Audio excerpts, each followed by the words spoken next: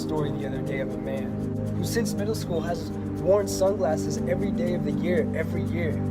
When asked why, his reply was clear, and my ears perked up and a light bulb came on. As I listened between the lines, I heard something I could relate to.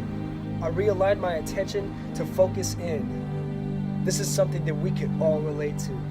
Except this man's transparency was more bold, more true than the facade we hold over our hearts and are too afraid to expose.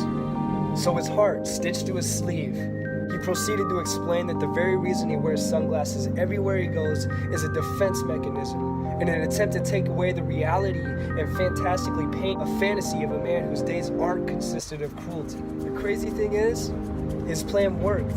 The man showed up for school, and as those fools lurked, his interactions were different. Now a guest in the masquerade of fools, his non-existence became existence, his presence accepted.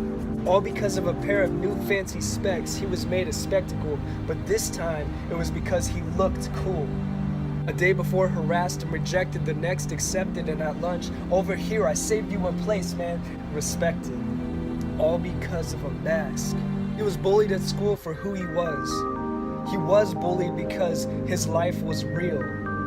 Showing up to the masquerade without a mask puts you in the spotlight, which attracts attention, and the feeling is boxed in like. And depression sets in when they don't get the facts right. Internally screaming, don't you see? I'm me. But that voice inside gets shut down and drowned out. God's words. Words eternally embedded. He externally uses the words the masses want to hear. I'll be who you want me to be. And takes the devil's offer of a life of luxury and spends his whole life as a journeyman to a destination he was never supposed to see. It's a sad story, and if you're waiting for a happy ending, unfortunately for this man, there isn't one. I'm sharing with you now how a happy ending can be made possible. You see, it requires persistence. Instant results may not be seen, but he sees you in the distance. And when I say he, I mean God. And since infancy you had a dream, manufactured by him, instilled in you that is far greater than just fitting into a category.